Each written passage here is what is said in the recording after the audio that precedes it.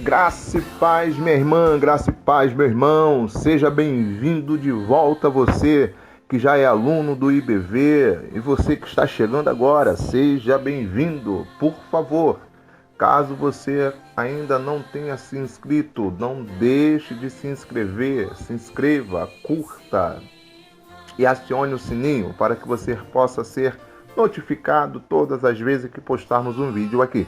Meu nome é Ricardo, estou aqui para desenvolver uma missão teológica pela nossa Junta de Missões GEAB. GEAB quer dizer Jesus é a Esperança da África e do Brasil. E pelo IBV. IBV quer dizer Instituto Bíblico Vida. Nós desenvolvemos essa missão teológica no Brasil, fora do Brasil. Aqui no Brasil nós temos alunos em vários estados, enfim. A graça e a paz. Estamos na nossa primeira aula de Cristologia, né? Uma palavra. Toda a discussão cristológica parte da resposta que se dá à pergunta do próprio Cristo: quem diz o povo ser o Filho do Homem? Foi a pergunta que Jesus fez quando estava com os discípulos, querendo que eles dissessem quem eles achavam ser o próprio Cristo. E diz a Bíblia, ele disse: quem diz os homens ser o Filho do Homem? E muitos diziam: uns dizem que tu és Jeremias, outros dizem que tu és Elias, e outros ainda dizem: és um profeta. E Jesus olha para eles, fita os olhos neles, porque na realidade, irmãos, o que Jesus queria saber não era nem mesmo o que os outros achavam que ele fosse, mas que os próprios seus discípulos, o que eles achavam de Jesus. E Jesus olha e fala: e vós, quem dizeis que eu sou? Aí Pedro, cheio do Espírito Santo, diz: tu és o Cristo, o Filho de Deus vivo. E ali, o apóstolo Pedro, irmãos, ele revelou a verdadeira identidade do Filho de Deus.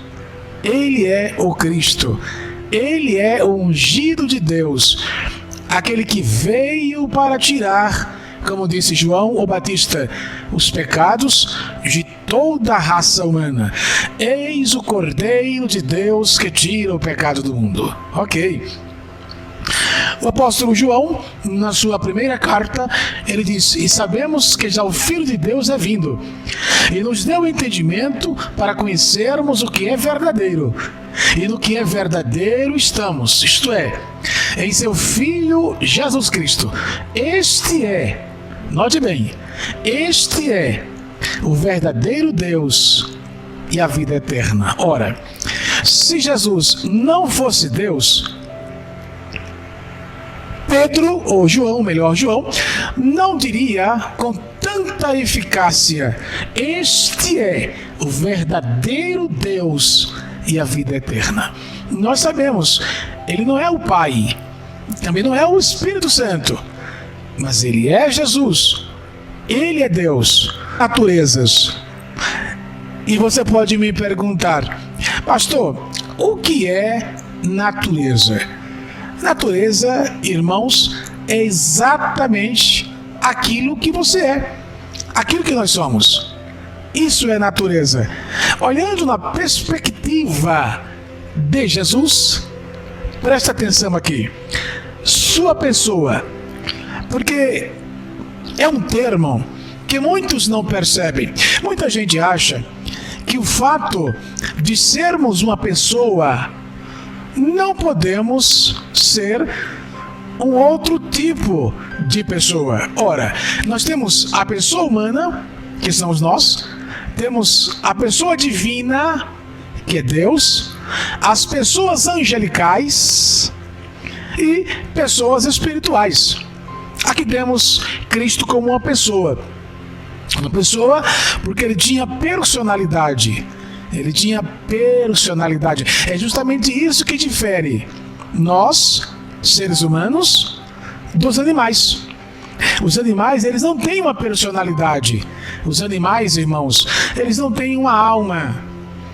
Você pode falar, mas lá em Levítico 17 fala de alma. É verdade.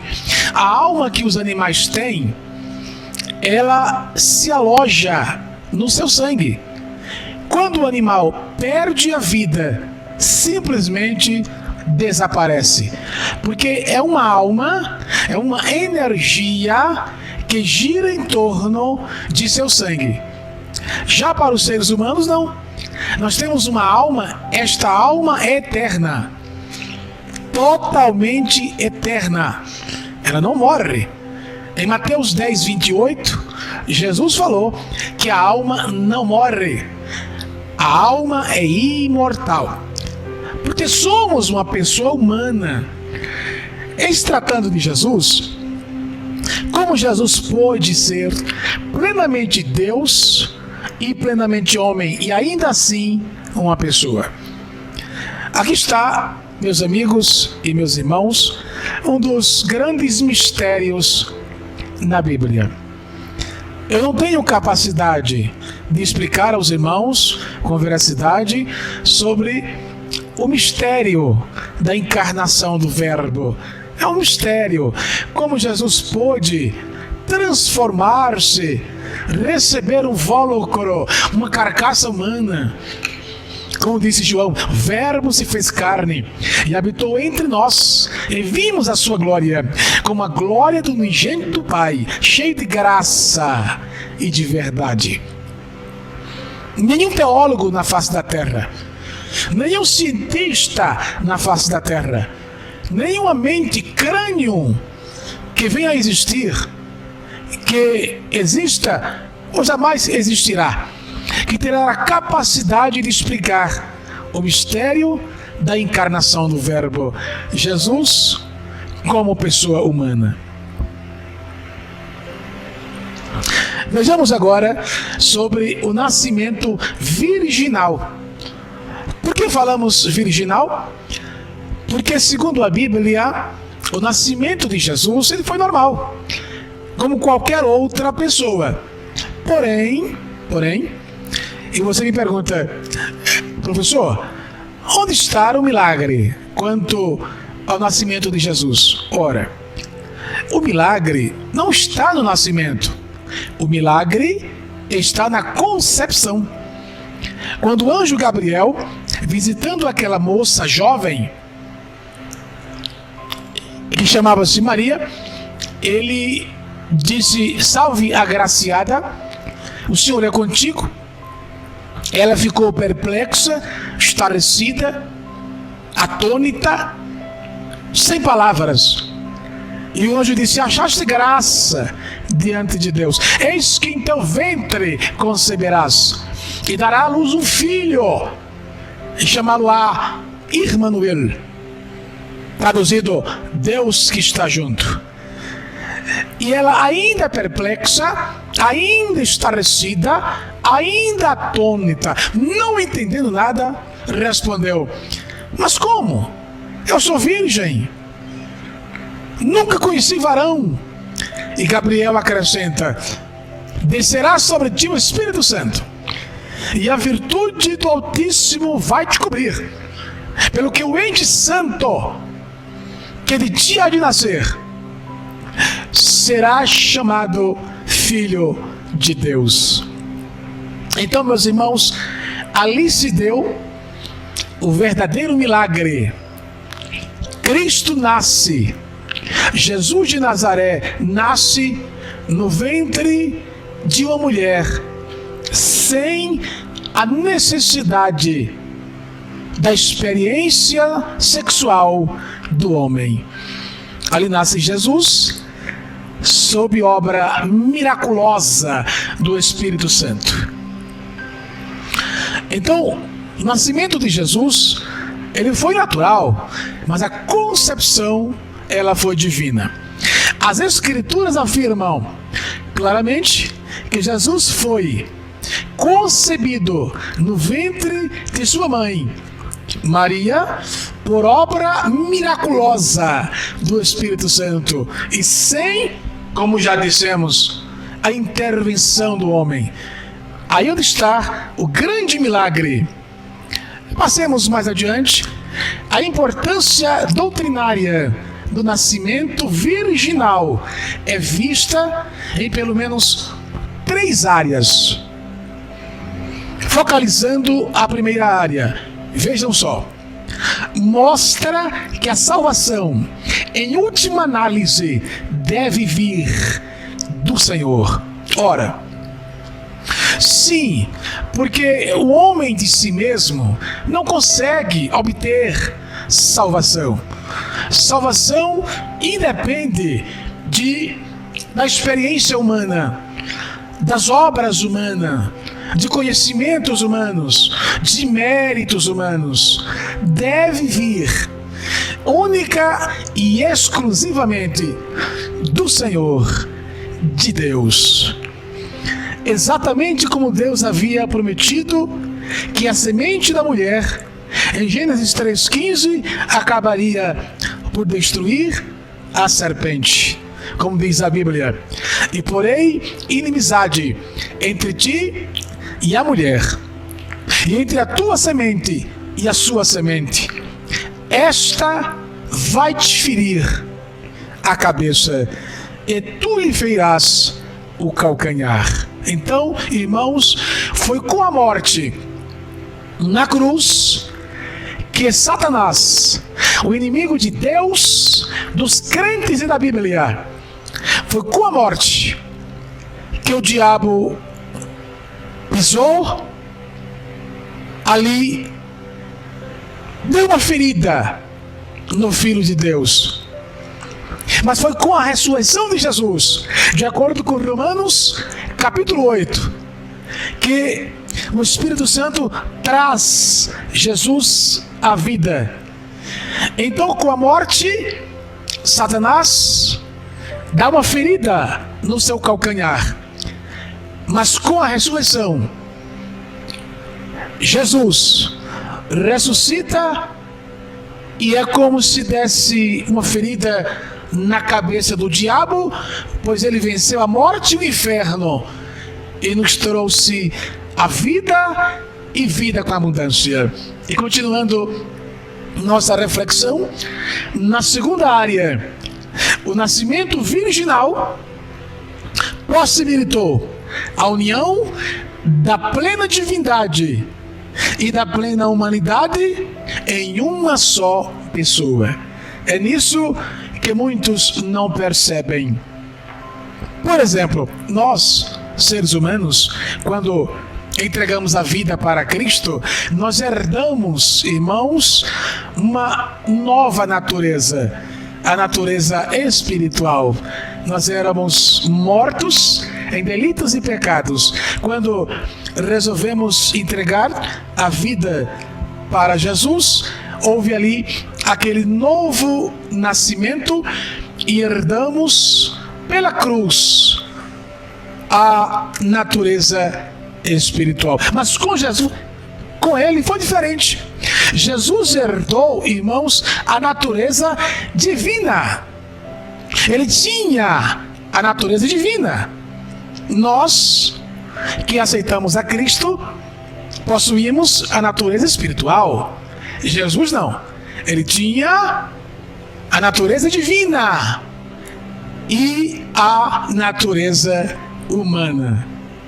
Então, como homem, ele viveu a vida aqui por baixo, a vida humana, a vida pessoal aqui por baixo. Como nós vivemos, comemos, brincamos, estudamos, falamos, casamos, trabalhamos e assim por diante. Jesus, a mesma coisa. Ele viveu, ele sofreu, ele chorou, ele trabalhou. Sim, ele estudou. Jesus não era analfabeto. Ele era como um judeu qualquer. Como ser humano, ele era humano tanto quanto os outros. O que diferenciava, irmãos, de Jesus como humano era o fato dele não ser adâmico. Sim, todos nós nascemos com a semente de Adão, aquela semente caída. Jesus não. Ele não herdou o pecado adâmico. Por quê, pastor? Porque não precisou da intervenção humana para então nascer o Filho de Deus. Não precisou. Foi uma obra, como já dissemos, miraculosa do Espírito Santo. Glória a Deus. Continuando, esse foi o meio empregado por Deus para enviar seu Filho ao mundo. Enviou como homem. Bem dissera João, ele disse: o Verbo se fez carne e habitou entre nós, e vimos a sua glória, como a glória do unigênito do Pai, cheio de graça e de verdade. Glória a Deus. Continuando nossa reflexão, a terceira área, o nascimento virginal também torna possível a verdadeira humanidade de Cristo, sem a herança do pecado. Por quê, pastor? Repito, porque não houve a intervenção humana para acontecer o seu nascimento. Ok? Continuando. Fraquezas e limitações humanas. Vamos ver algumas fraquezas em Jesus com referência a ele como ser humano. Olha só. Jesus possuía um corpo humano. O corpo de Jesus, irmãos, não era um corpo robótico. Ele não era um fantoche. Ele não era uma múmia. Ele tinha um corpo humano. Ele tinha 208 ossos. Ele tinha cabeça, tronco e membros. Ele tinha 156 mil fios de cabelo. Ele tinha braços, membros superiores. Ele tinha pernas, membros inferiores. Ele tinha tudo o que nós temos. Jesus possuía um corpo semelhante ao nosso. Ok? Ele nasceu semelhante aos homens. Nasceu vaginalmente, como nascem os seres humanos normalmente. Jesus ficava cansado, exatamente como nós. A Bíblia diz, quando ele chegou junto ao poço de Jacó, já conhecemos a história, diante da mulher samaritana, diz a Bíblia, que ele estava cansado do caminho. Prova esta que Jesus se cansava. Portanto, ele teve um corpo semelhante ao nosso. Ele tinha sede. Sim, junto à sombra da cruz, ele disse: tenho sede. Tenho sede. E aí puseram vinagre à sua boca para beber. Jesus também ressuscitou dos mortos num corpo humano. Não pense você que Jesus ressuscitou dos mortos num outro corpo. Não. Ele levou da sepultura seu próprio corpo. Isso é muito interessante.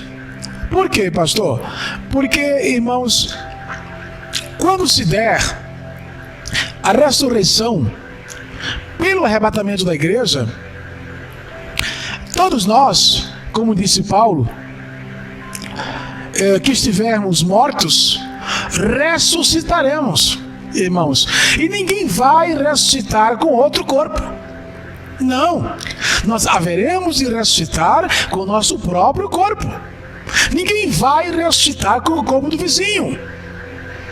Ok? Todos nós ressuscitaremos para o arrebatamento da igreja. Aqueles, claro, que estiverem mortos, para então nos encontrar com o Senhor nos ares, depois irmos para o Bema, tribunal de Cristo, onde nossas obras serão provadas, e depois iremos para a ceia das bodas do Cordeiro, e nós iremos com nossos próprios corpos. Ok. Fraquezas e limitações humanas. Jesus possuía uma mente humana. Quando falamos de mente, falamos de entendimento. Veja a resposta do mestre quando lhe fizeram essa pergunta. A pergunta aqui de Marcos foi a respeito de sua vinda. E ele disse: mas a respeito daquele dia e hora, ninguém sabe, nem os anjos no céu, nem o Filho, senão o Pai. É uma prova que, como ser humano, naquela época ele não sabia. Agora, quando veio a ressuscitar, aí sim, ele disse: é-me dado todo o poder nos céus e na terra. Hoje ele sabe. Por quê, pastor? Porque Jesus é Deus. Nunca deixou de ser Deus. Mas enquanto estava na terra, nos dias de sua carne, sua mente, irmãos, era limitada por causa da justiça divina. Ok? Terceiro, Jesus possuía alma humana e emoções humanas. Olha, irmãos, quando se fala de alma, você pode me perguntar: professor, o que é uma alma? Alma é um ser espiritual que habita no corpo, trazendo-lhe vontade, inteligência e emoção. Guarde isso. Trazendo aquele corpo vontade, inteligência e emoção. Isto é a alma. Então, irmãos, entendemos que a alma somos nós. Ela é a principal responsável, ou é a própria personalidade de nosso ser. Então a alma é um ser espiritual. Somos nós que habitamos nesse corpo. Pastor, e o espírito? O espírito é um outro ser espiritual que habita em nosso corpo, trazendo-lhe fé e consciência. Portanto, é o espírito humano dentro de você que traz a você esta espiritualidade. Ele traz a você a consciência de que existe uma divindade, de que existe um ser espiritual, comandante supremo, e que é o Senhor dos céus e da terra, o Deus Todo-Poderoso. Muitas coisas acontecem conosco, irmãos, a gente sabe que são coisas ruins, e não há necessidade de que alguém nos diga que aquilo é ruim. Por quê? Porque a própria consciência diz se é bom ou se é ruim. Então, irmãos, esta consciência é o espírito humano agindo em nosso ser. Então Jesus possuía uma alma humana. Sim, ele não era um animal. Ele possuiu uma alma humana. Lá no Getsemane, ele disse: a minha alma está profundamente triste até a morte. Ficai aqui e velai comigo. Então Jesus, irmãos, possuía uma alma. Glória a Deus. Precisamos entender quando a Bíblia fala de alma. Existem 4 prerrogativas de alma na Bíblia. Guarde isso. Primeira, alma como ser humano. Ezequiel 18, versículo 4. Deus disse: todas as almas são minhas. Almas como seres humanos. Alma como função biológica, o sangue. Levítico 17:14. A alma do animal está no sangue. Então, a alma no sentido do sangue. Também temos alma como sentimentos. Olha lá. A minha alma está profundamente triste até a morte. Aqui fala dela como sentimentos. Também temos alma como parte imortal do ser humano. Mateus 10:28. Jesus falou: não temeis os que matam o corpo e não pode matar a alma. Portanto, repetimos, 4 prerrogativas de alma na Bíblia: alma como ser pessoal, alma como o sangue, função biológica, alma como sentimentos e alma como parte imortal. Ok? Prova que ele tinha uma alma, que ele admirou-se diante da fé do centurião de Cafarnaum. Ele admirou-se. Isto é faculdade de alma. Jesus chorou diante de Lázaro, daquele defunto, quando percebeu a fé pequena do povo. Jesus chorou. É uma prova de sua alma humana. Ele suplicou com lágrimas, lá no Getsemane. Com lágrimas, suplicou a Deus. E isto é faculdade humana, de alma. Falando da impecabilidade, irmãos, apesar de Jesus ter sido homem, como disse João, o Verbo se fez carne. Apesar de Jesus ter sido homem, nós não vemos na Bíblia, em parte alguma, que Jesus pecou.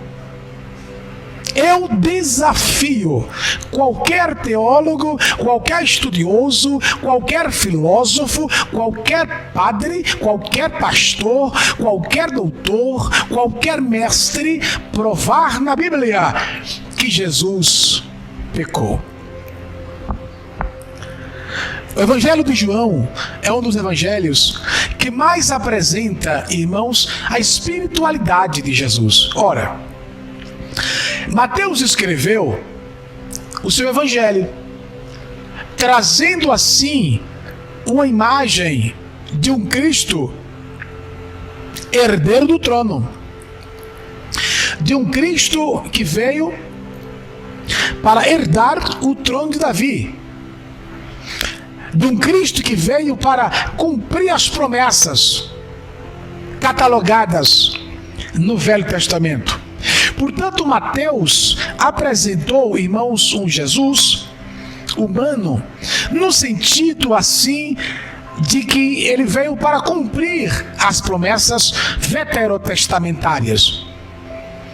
Então, Mateus apresenta Jesus como rei dos judeus. Já Marcos não era apóstolo, não era judeu, foi o primeiro entre os evangelistas a escrever, segundo a história. Ele apresenta um Jesus que veio para fazer milagres. Portanto, apresenta Jesus como servo. Já Lucas, que também não era apóstolo e não era judeu, antes era grego, ele trouxe um evangelho mostrando, irmãos, a verdadeira humanidade de Cristo. Mas João, que é o único evangelho que não é sinóptico, ou seja, não é semelhante aos demais, trouxe Jesus assim, no ângulo mais espiritual. No princípio era o Verbo, e o Verbo estava com Deus, e o Verbo era Deus.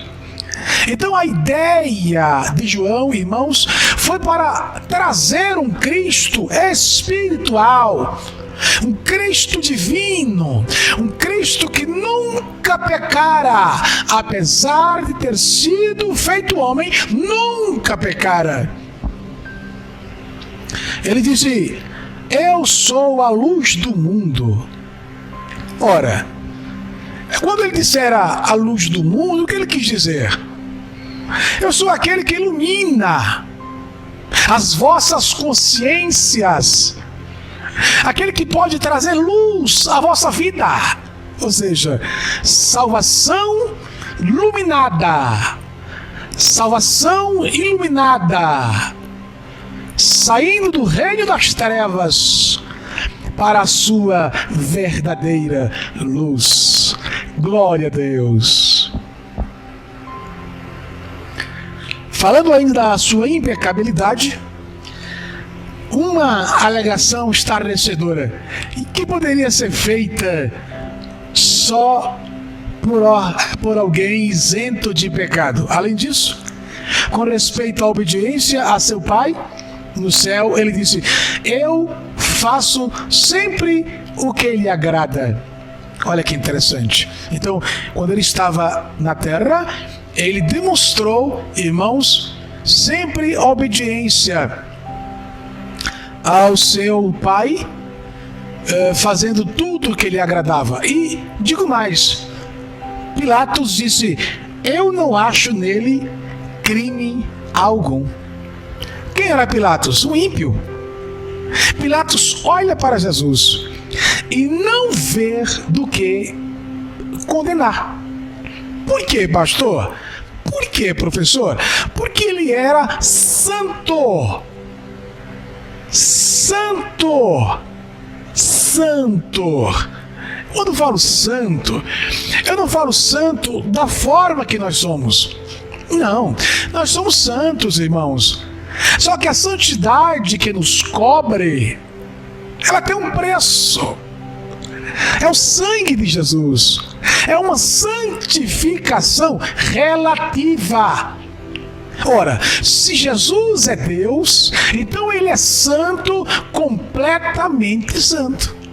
Glória a Deus. Porque era necessário que Jesus fosse plenamente humano? Ora, por um fator de justiça. Quem foi que venceu o homem no Éden? O diabo. O diabo venceu o homem no Éden. Quem teria que vencer na cruz? Um outro homem. Não poderia ser um Deus, tinha que ser um outro homem. Por isso que Jesus se fez homem, para vencer a morte e o inferno. Aniquilou o poder do diabo e nos trouxe uma porta de esperança. Glória a Deus. O apóstolo João entendia que negar a verdadeira humanidade de Jesus era negar um fato bem central do cristianismo. Ele mesmo disse que o espírito que não confessar que Jesus é humano, que ele veio em carne, não é de Deus. Portanto, ele tinha de vir em carne para que na cruz, como homem, vencesse o inferno, vencesse Satanás e nos desse a esperança da vida eterna. Glória a Deus. Vejamos algumas razões. A primeira razão, para possibilitar uma obediência representativa. Não vejo ninguém na Bíblia como Jesus que obedecia tanto ao seu Pai. Tanto. Ele era um exemplo em obediência. A tentação de nosso Senhor, diz a Bíblia em Mateus capítulo 4, que o Espírito Santo levou Jesus para ser tentado pelo diabo no monte, no deserto, ou melhor. E diz a Bíblia que Jesus não contestou. Jesus foi tentado em 3 áreas: no corpo, na alma e no espírito. E você me pergunta: pastor, em qual delas ele venceu? Eu te respondo: nas 3. Nas 3 áreas ele venceu, saiu vitorioso e disse: adorarás o Senhor teu Deus e só a Ele darás culto. Aleluia, bendito o nome de Jesus. E a prova, a ocasião da prova de Adão e Eva no jardim. É esse o motivo pelo qual Paulo chama Cristo o último Adão. Veja bem, porque Adão e Eva, eles pecaram. Eles não foram fiéis a Deus, não foram obedientes a Deus e pecaram. E por isso que foram expulsos do jardim. Por isso que nós herdamos a natureza caída de Adão. Aí vem Jesus, como disse Paulo, como o último Adão, e vence por nós. É por isso que nós somos mais do que vencedores. Por quê, pastor? Porque alguém venceu por você. Glória a Deus. Bendito o nome maravilhoso de Jesus. Já estamos caminhando para o final da aula. Na segunda razão, para terminarmos, para ser um sacrifício substitutivo. Sim, irmãos, porque no sacrifício da sua morte, pelo seu sacrifício, ele morre em nosso lugar. É como aquele caso de Abraão. Deus manda Abraão sacrificar seu filho. Quando Abraão foi ao sacrifício, que preparou todo o sacrifício, todo o altar, que colocou Isaque ali no altar para o sacrifício, diz a Bíblia que o anjo de Deus bradou e Abraão não conseguiu matar o seu filho. Quando Abraão parou o cutelo,